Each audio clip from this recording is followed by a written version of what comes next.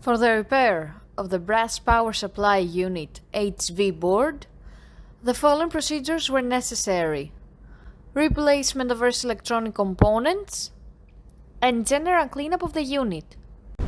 For testing, we add a 3-phase 110-volt AC power supply, and as soon as we turn on the power supply on the first input, we see that the LED indicators light up.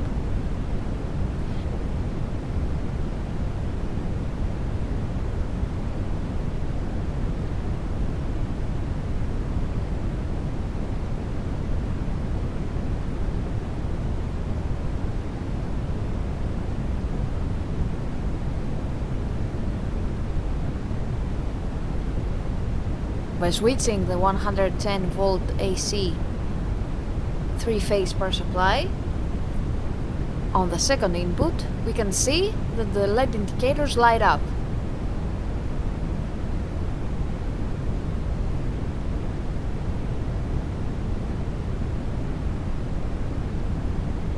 No further testing is possible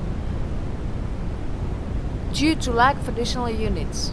It is now clear that the power supply unit HV board is working successfully and is ready to be delivered to the customer.